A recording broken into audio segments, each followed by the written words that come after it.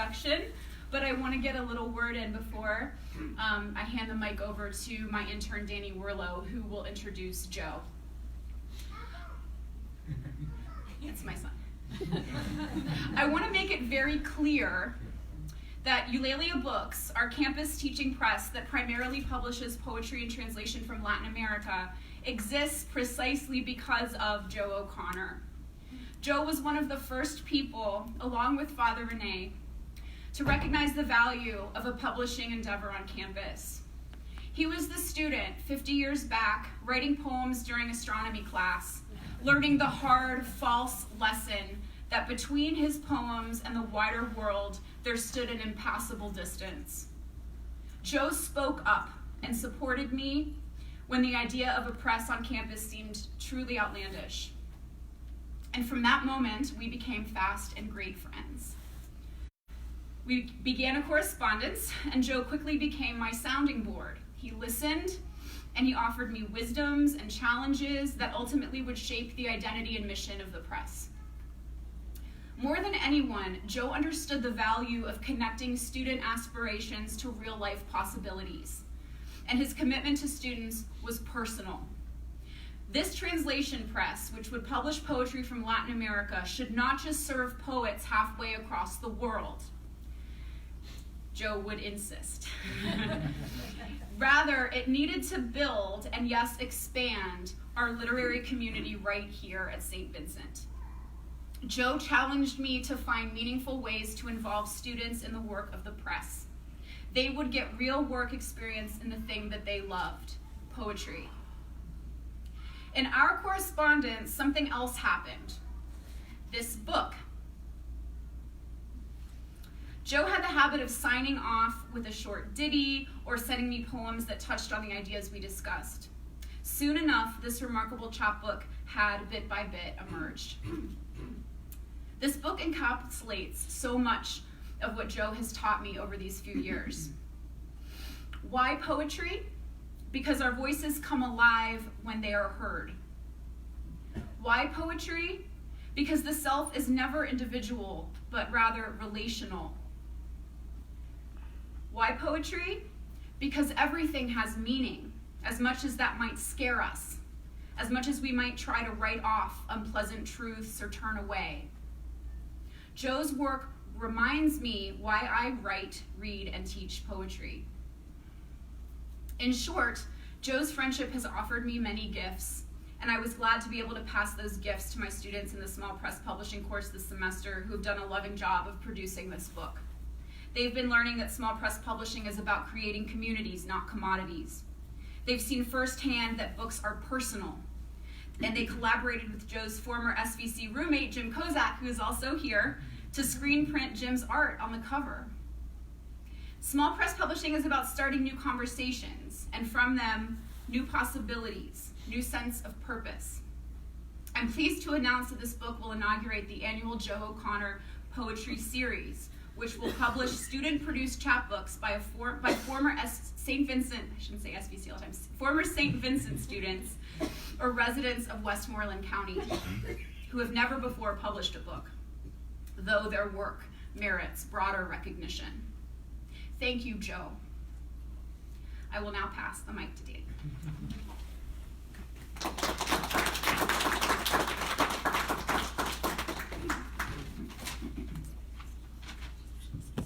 Hello? Okay. Hello, and thank you all for joining us today to celebrate the initiative and creativity of St. Vincent students, past and present. My name is Danny Werlow. I'm a junior English major enrolled in Professor Gil Montero's small press publishing course. I'm also her student assistant and a student intern at Eulalia Books.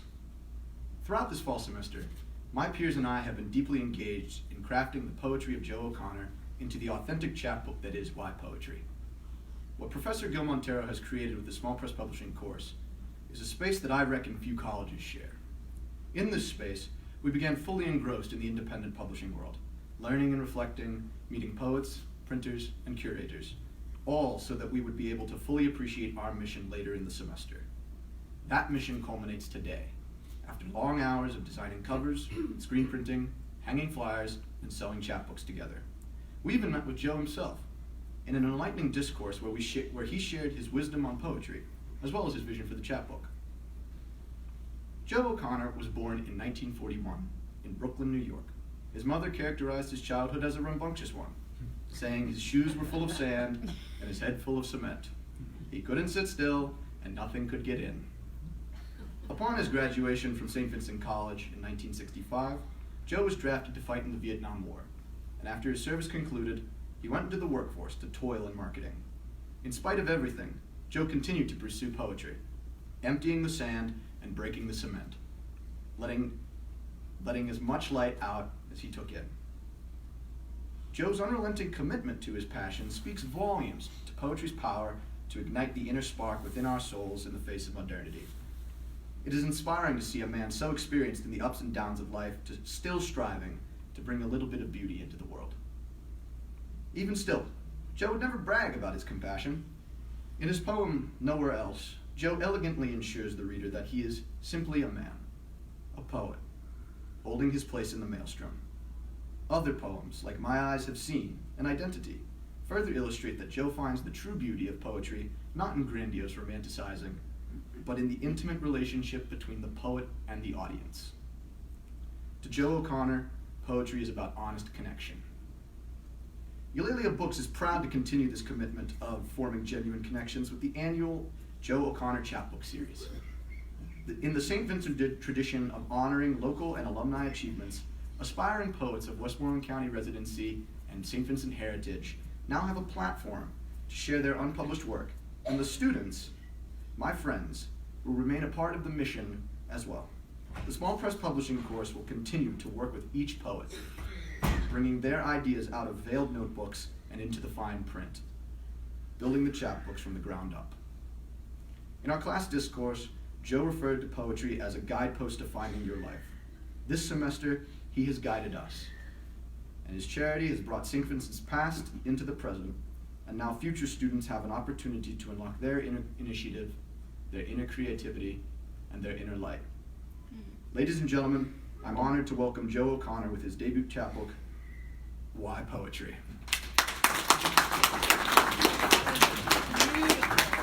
Nice job.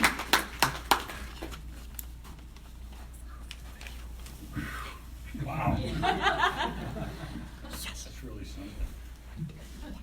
Can I tell you, I think, let me just say right offhand, and this has to do with that, the introduction, is that I always felt that the most important ingredient that you can have in writing poetry is humility.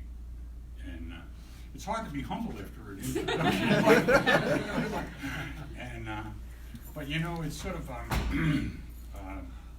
if you put the corn out, the chickens will get it, you know. You just put good stuff out and people will come and rally around good things. So I'd like to start tonight with a real humble thank you and to Saint Vincent College and to the Benedictines who helped me and supported me for 4 years here. I think it's always, they thought that I didn't really learn a whole lot, but actually I did learn a whole lot. I was just pretending I didn't learn a whole lot. And there was somebody here, Mrs. Manoli here, Professor Chuck Manoli was a profound influence on me at St. Vincent, and I have a thank you to him and to Jim Bombach, who was my friend here and who brought me back to the Humanities Council. A great thank you. And to Father Rennie, who was the man who actually made this happen. I was on the Humanities Council, and Michelle came with a proposal for the press. And I sat and I was like, this is wonderful, what a great idea. And I looked around and there was no support. And I wanted to get like a motion, you know, to just endorse this. I couldn't get a motion to endorse the proposal. I was like stunned. You know? Father Rennie took me aside and says, Joe, why don't you just help Michelle? And that's how it started. And we sat down and we to do. And to Professor Michelle Gil Montero, and her hardworking students.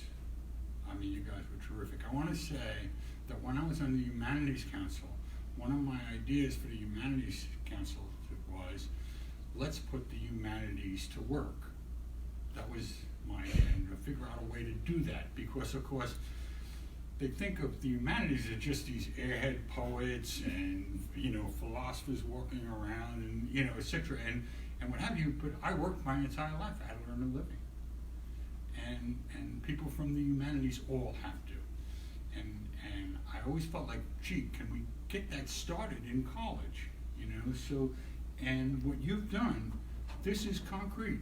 This is real. You did it, you know? And that's going to support this press. And that's what's important about it. And then finally, I have a fantastic wife.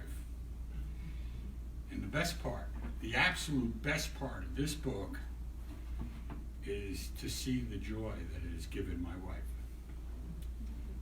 You know, it's not easy being married to a poet. So thank you. And finally, to everybody here tonight, thank you so much. I appreciate you.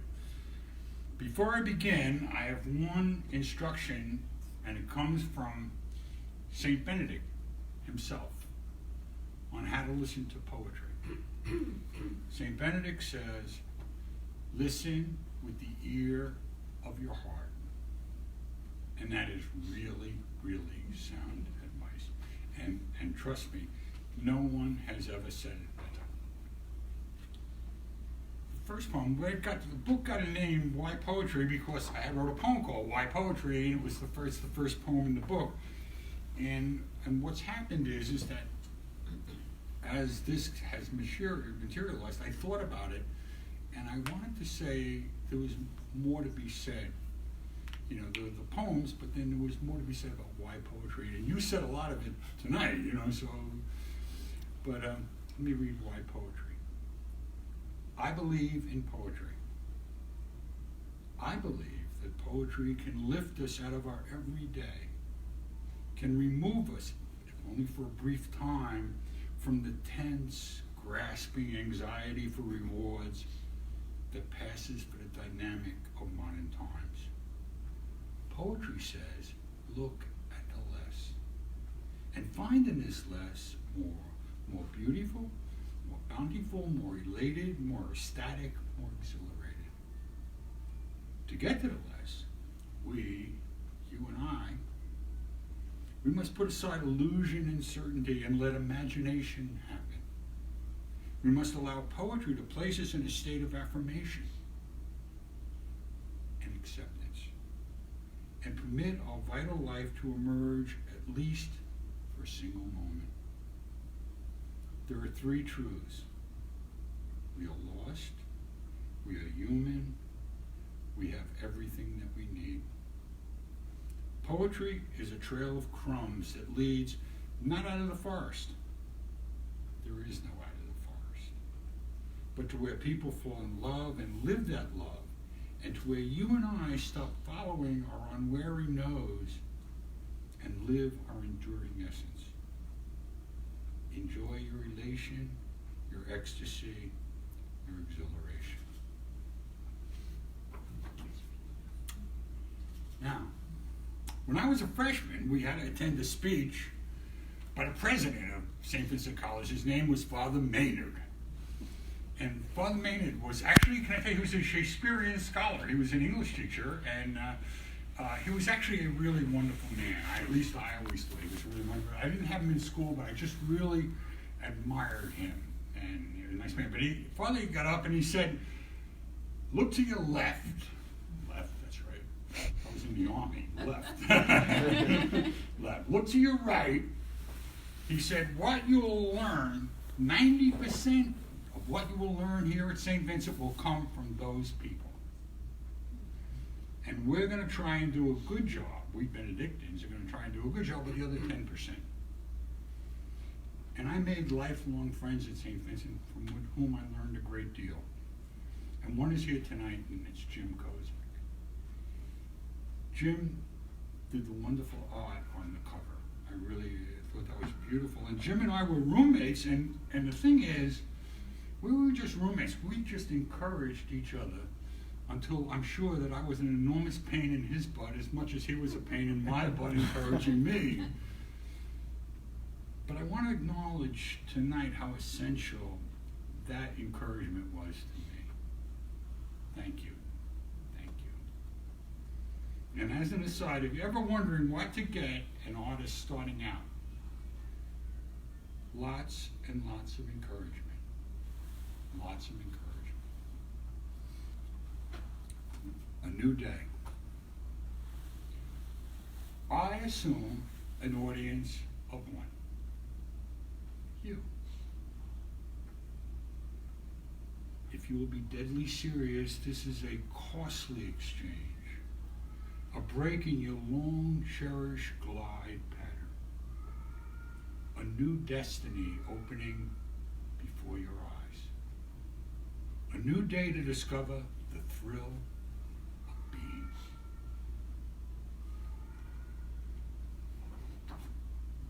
So here I am. I was born in 1941. That makes me 78 years old. My mother used to say, Joe was born, and then there was Pearl Harbor. I could never figure out what the connection was. I want to say publicly tonight for the first time I had nothing to do with it. I had no idea. But these are the first poems that I've ever published. And so the question is, why did I keep writing? Why do that? And the answer is, when I'm alone, my inner voice becomes audible. Not sure how that works or how that is.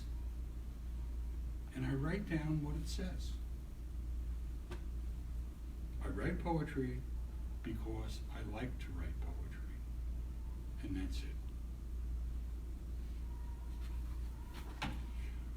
Hovering dragonflies. The world says, you're empty. Let me fill you up.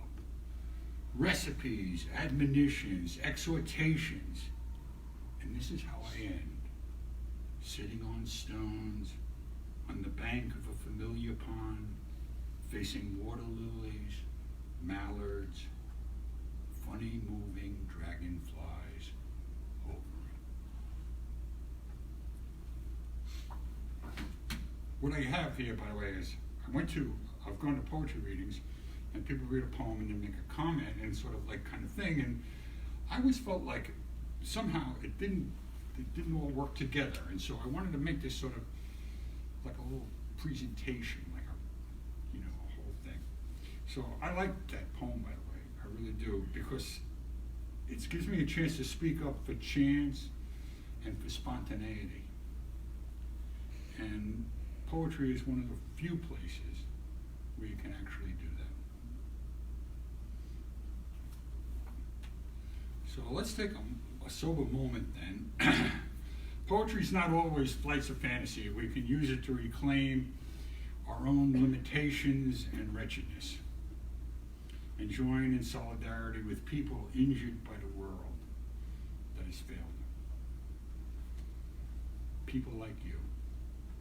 I actually saw this where I lived.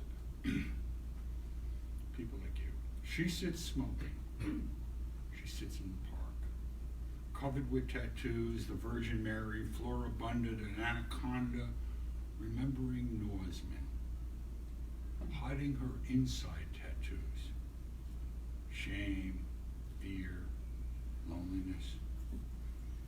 A van pulls up. Get in, bitch. Where are we going? Screw you. I thought slavery was abolished. Not for people like you, it wasn't.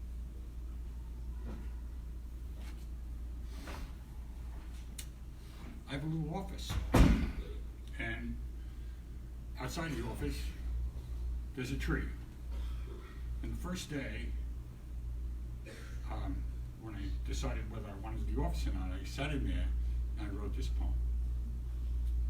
Standing with the trees. In a society devoted to specialization and knowledge above and beyond all else, the poet stands at one with the bare, uncomplaining branch fluttering in the Arctic wind. I endure, the branch says, to bring flowers in spring, shade in the broiling summer, fruit in the magnificent fall.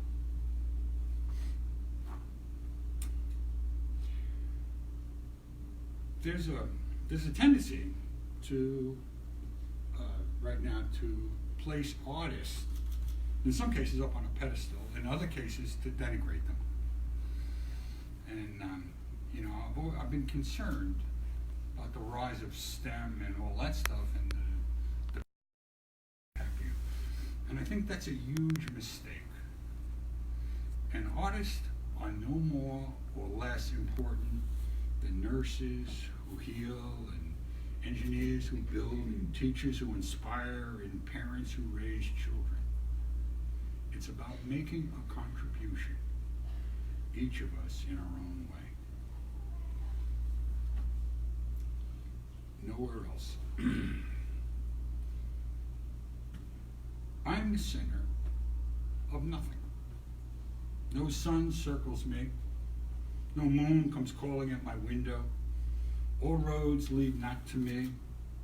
Nor am I dwarfed by the great machines, belittled by others, or stuffed into convenient categories.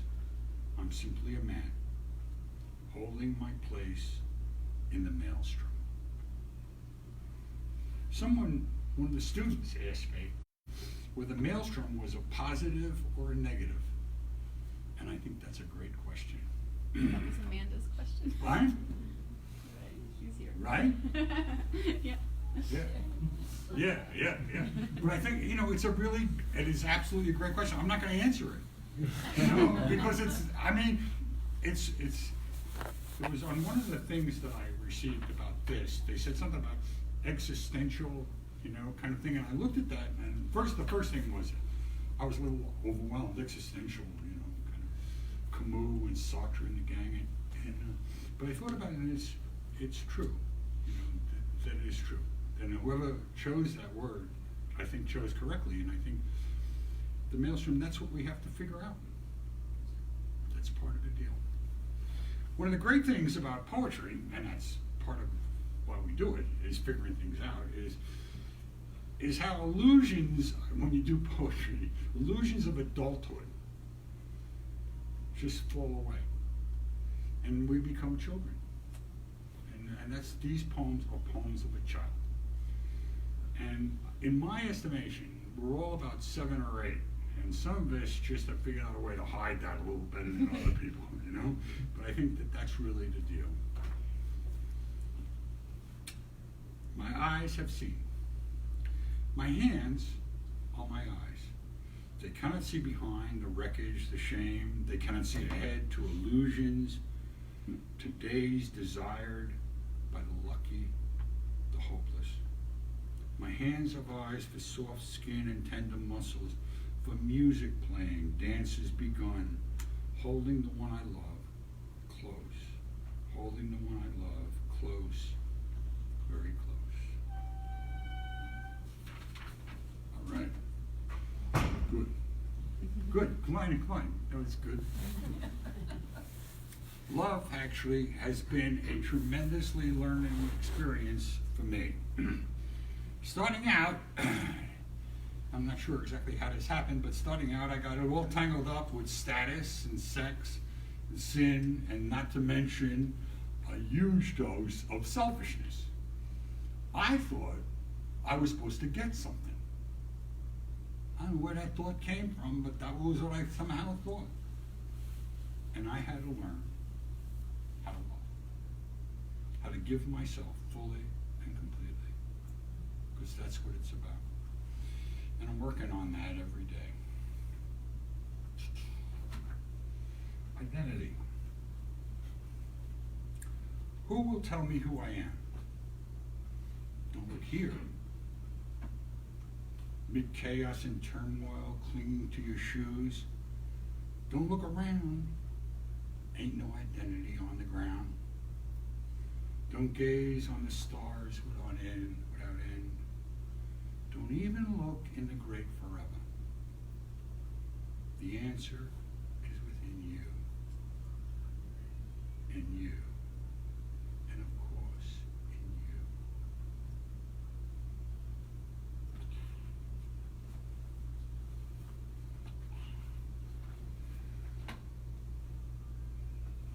When we were planning this book, I spoke to students, and one of the students asked, "Who are you talking to in the poems?" It's a good question. Really good question. And I have a very basic view of poetry. I'm Irish. And when the English band teaching the Irish how to read or write, it was the Catholic Church, the priest of the Catholic Church, and the hedgerow poets who transmitted our culture. And I believe that hedgerow poetry is the best. Spoken aloud at night, around a fire with the clan gathering. Tonight, you're the clan. The poet brings information from the great world beyond. And that's why we're here. Economics. My roommate was an economics major, as a matter of fact. So we have hijacked ourselves to bleak determinism, birth to school, school to work, job to senility, ordered beings, money ordered beings, go here, go there, do this, do that, and each week dutifully troop to the store for a lottery ticket to the promised land.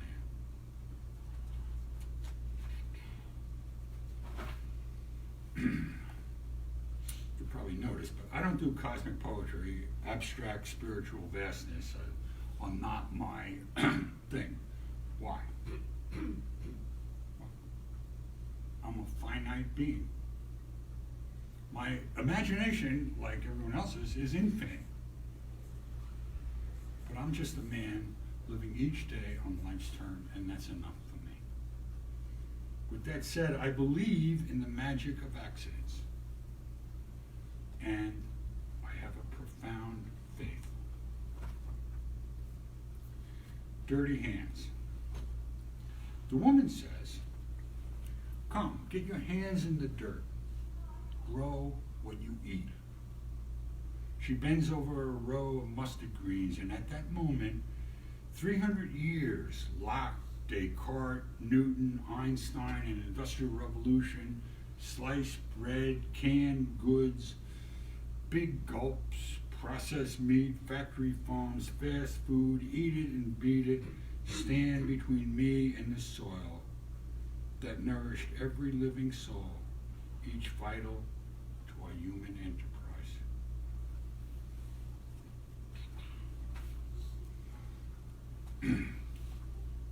I have a confession. Until Michelle said she was publishing this book, I thought, and I really mean this is very sincere, I thought that poetry had to express grand themes. Big. Had to point the way to larger meanings. And Michelle taught me it's not the scale and it's not the intent, but the authenticity of the vision. And it doesn't have to be profound. It has to be me. It's about the quality of your heart and the authenticity of your voice. Now, who said you can't teach a new old dog new tricks, right? So thank you. The craft. Arts, crafts, the craft. Comes time for more than the creative rush. Take out your work. Is something required beyond the blinding moment to transport your passengers to the safe place, the hidden inlet discovered in the promised land?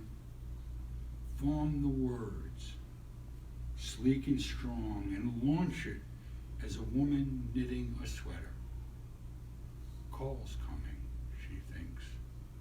Better be putting a whole lot of warmth in my knitting.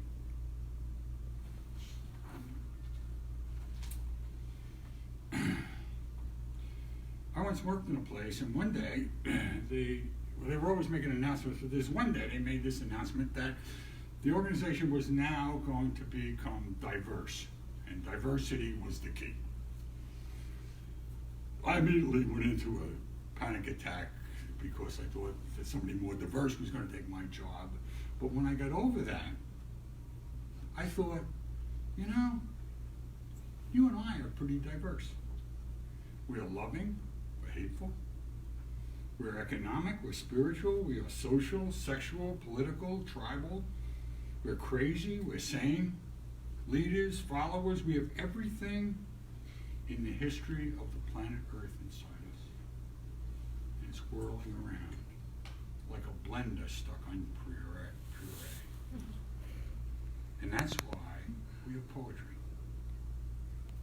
To pause a moment to get our bearings.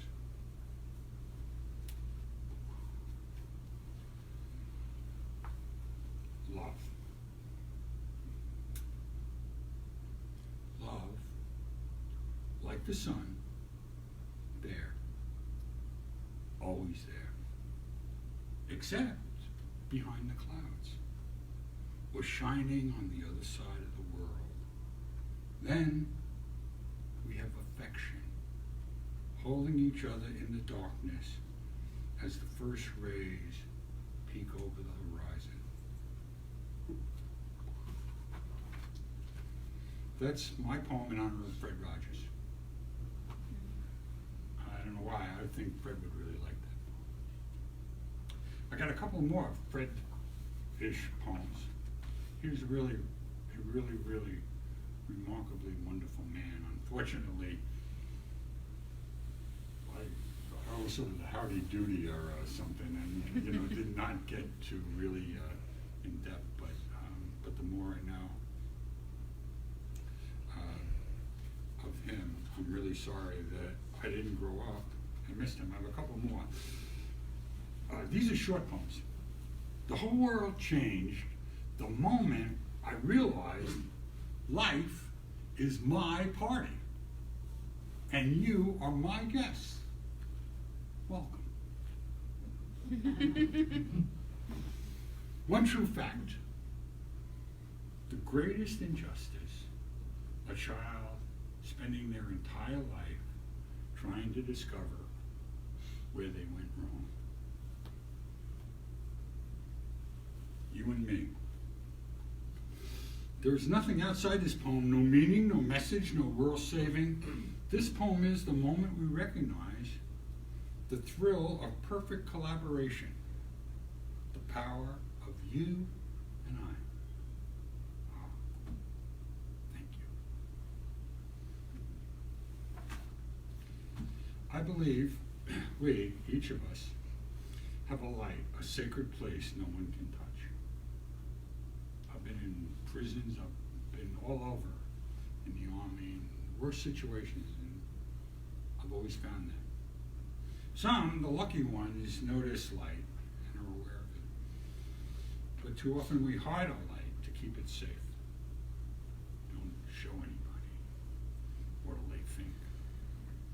We forget because we've hidden it so good. And that's why poetry. Sometimes we need to reignite that light. Emily Dickinson said, when I read it and feel like I'm on fire, that's poetry. We are all carrying the fire.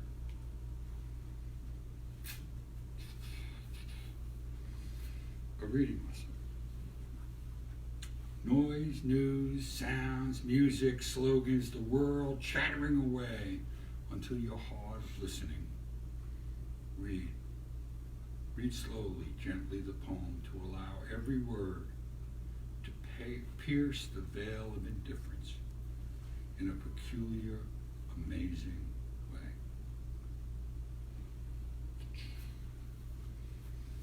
One word on reading poetry.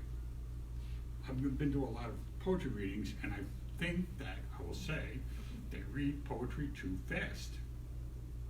I really mean that, because there's treasure in the pauses. And I want to read a poem where, let's see if that's true. It's called At Water's Edge. Come walk with me. Talk with me. Sink your feet in the softest sand. See the lights, silver fish riding the waves in the night. No beginning, no end, no message to send.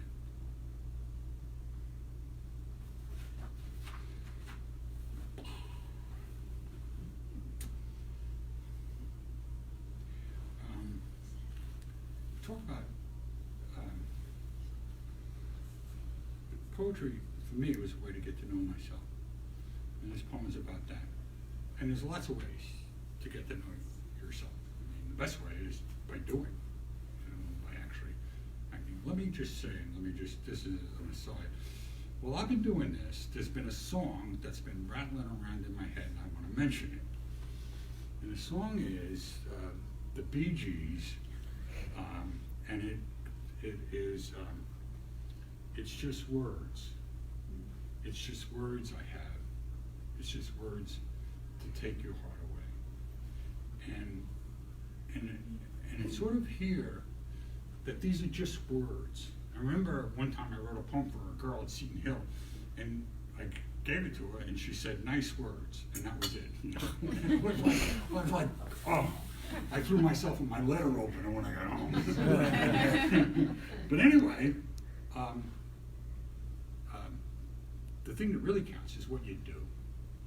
Words can inspire you and help you, but it's really what you do. So, you would be a poet. Good, very worthy of you. Stay up nights, witness the poetry of the moon reflecting the heartbeats of the magnificent sun. Then fashion a bucket with a long, strong cord and lower it inside yourself. Let it fill with reflections you catch from your own magnificent soul. Now, gently, taking the bucket out, empty it into the darkness all around you. And when you pull it back empty, rejoice.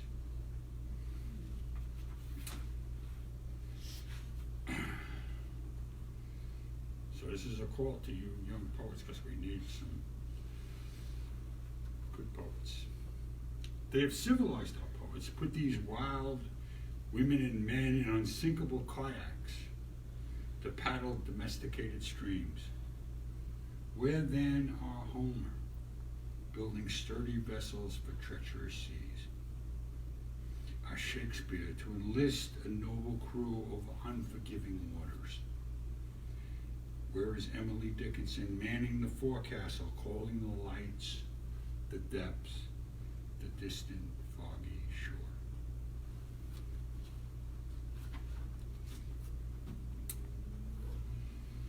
When I graduated from Saint Vincent, as you mentioned, I was drafted into the Army, and I served a year in Vietnam. Without going into the details, I saw the best and the absolute worst of mankind, myself included. I saw normal, decent guys become magnificent, heroic human beings, and I saw them become savage animals and rejoice in their savagery. It was this experience that shaped my life. It made me suspect grand schemes about the elevation of man. One of the ways that we covered and deflected the horror was with an expression, and that's my last poem.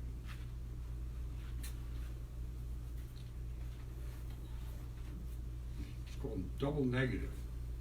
In the Army, the response was, don't mean nothing. Young men not knowing whether this was the day they would die, don't mean nothing. Getting a letter from their one and only to say she got tired or bored or something, don't mean nothing. Realizing you're totally alive and there's someone out there wanting to change that forever don't mean nothing. The ache of knowing people at home are living lives as if nothing was happening and resent being told any different don't mean nothing. The knowledge that you stayed in your lane, played by the rule, finished school to wind up here don't mean nothing. The pain when you realize that funny, lovable kid you had come to enjoy being had somehow been replaced by a mean, angry, vicious lizard don't mean nothing. The sandbar of love inside had been overrun by a hurricane of hatred don't mean nothing. Loss.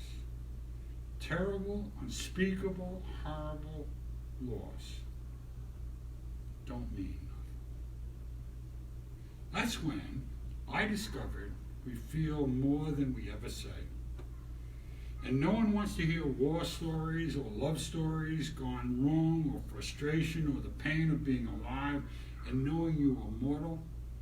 And yet, they should hear these things. To be aware of actual life. To accept living fully, completely, and to take action to create a wonderful life. And the answer is poetry.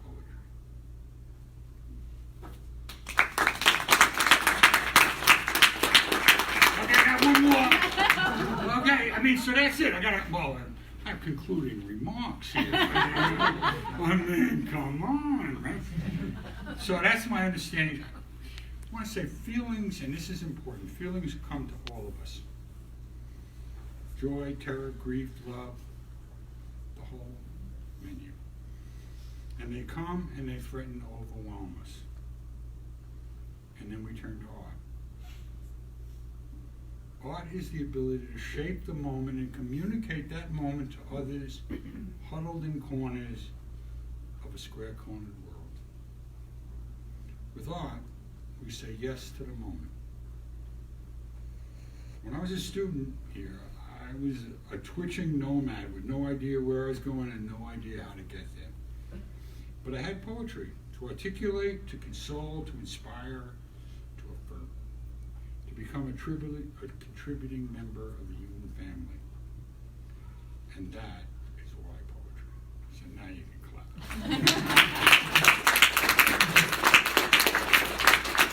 Now, let me say that I was in marketing, okay? So all the proceeds from this book goes to the press and to these wonderful students, okay? And so what I want you to do is to buy a lot of these books and send them to all your friends for Christmas presents. They make great Christmas presents, or New Year's presents, or Valentine's Day presents, or whatever. But it's a way to support this wonderful press. We're going to be going tomorrow to Harrisburg to sell a lot more of these books, and as well, because what we want to do is to make this a success for you and for the students to come behind you. And we're putting, you know, it's been an honor for me to just be involved in this and to work with you and to do this. This has been really, really a really beautiful experience for myself and also for my wife. And so we really thank you. Now, what we can do is we'll set up a little signing station over here. Okay, but before that, if there are any questions. Okay. What? Okay. Is there any questions? Any things that you'd like to?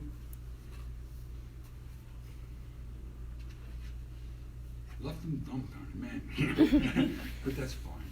That's fine. Okay, so we'll set up right there. Yeah. And so I have a question. Yeah.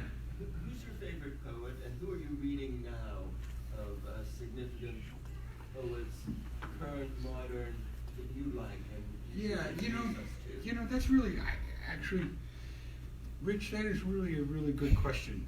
Okay. This is, let's go to Emily. Okay. All right. I read it and I'm on fire. I know it, and I can't exactly explain how that works, okay? But it goes back to what I said about Saint Benedict, listen with the ear of your heart. You want to turn off the judger. Is this good poetry or is this bad poetry, or what have? I tell you what, I'm not really good with poetry that's not down to earth, that I can't understand the words, if you know what I'm saying. I'm not a thesaurus. I just I don't have a decoder ring. I like to get through that. I like to understand it about real life. And the person, when I was in college, the person that I really enjoyed was E.E. Cummings, as the poet. And a lot of people at that time, read him. But Galway Kinnell, the Irish poets. I lived in Ireland. I was in exile for a year in Ireland at one point, and over there was a lot of poetry, and it was much more, how would you say, common, much more social, if you know what I'm saying. And but yeah, those are really excellent. One of the difficulties, and this is, and it's interesting about this, and not to cast aspersions about academic poetry, but it strikes me as like, get your hands dirty. One of the challenges with academic poetry is that it can get really cerebral, but this is your heart, your gut.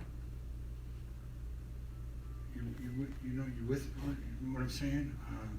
But everybody has to find their own. This is, like what Michelle, it's your voice. It's your bucket you're putting inside of you, bringing back.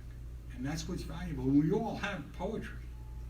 That's the deal. I mean, by the way, and, that we don't want to, just this select few poets on a pedestal. I don't think that's true. I remember, when I was in school,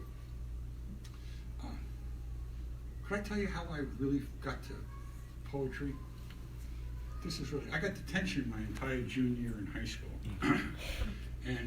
And as part of the detention deal was you had to be there every day. They would have these things that you had to do, and so I was given, I had to memorize the rhyme of the Ancient Mariner. Okay? Samuel Coleridge, right? Anyway, so I had to do that. And I thought, this is horrible and stuff. And so the deal was, detention went, let's say you got out of school, let's say 2:30 to 4:30, you had detention. However, if you could memorize the passage quicker, you could get out quicker. So I couldn't do that. I couldn't memorize it. I was having really great deal of trouble. And so I had to do is to sit down and break it down as just talk, as like real language, not some high-blown thing from the 18th century, but real, and that's what I did. And that allowed me to memorize it. Well, in doing that, I realized there's this really neat story here about, this mariner and this bird and albatross and the ship and what have you. And all of a sudden, inadvertently, I became interested in poetry and found a way to read it, to look at it, as opposed to just sort of breeze by it like you'd breeze by a sign on the highway, but to actually say, well, what is this actually saying here? And that was what started. So that's one of the things about chance and spontaneity. From a bad experience, detention from my entire, I'm not going to tell you what I did to get that. But anyway, became a good thing, and that's spontaneity and chance. Anybody else? Yeah. What do you plan to do in the future? What's that? What do you plan to do in the future with poetry? I gotta say, this is really, okay, this is again, chance and spontaneity, and I thought to myself, Okay, so what's going on right now? This is one of those things, and this gets to the poem about don't mean nothing. Things happen, and we just sort of blow it off, you know, just sort of, here, you know, you heard those things, and you'd say, how could somebody just blow all that off? But in order to function, you had to, and that's one of our talents as human beings, is that, you know, we can focus on what's important. But a lot of times we can miss stuff that's really important. And so when I started doing this, why poetry? I looked at it and I thought to myself, you know, the Pope Francis, has been talking about we ought to have discernment. So, you know, and that was one of those signs out on the highway. Yeah, discernment, right, Frank? Got it. You know, so, and then we just keep going, you know. But the deal is, what he's saying is we need to look at things that we've taken for granted, that are just sort of, oh yeah, it's the old family dog, you know, just this, just sort of there, and take a new look at that and what have you. And so I thought, gee, that's what you're doing here with poetry. That's why poetry. And then I thought to myself, you know, we're going to take a look at some of the other things, like why love, you know, why honor. And I've been thinking that's what I'd like to try and do down the road. And tell you what, you don't have to publish any books and stuff, but if you invite me back, I'll come back and we can talk about that, okay? Is that fair? Yeah. Because I think, and you young people will really, I think, hopefully appreciate it, is that we're older and we see things, and well, that's the way it always was. You know, that's, you know, we sort of take it for granted. Yeah, okay, I got it. You know, and what have you. And all of a sudden, you know, like I think love is like the vital human enterprise beyond anything. But I think that we've sort of let that go a little bit and forgotten how to do that. And maybe that we ought to take a look at that. Follow? You know what you follow what I'm saying? Yeah.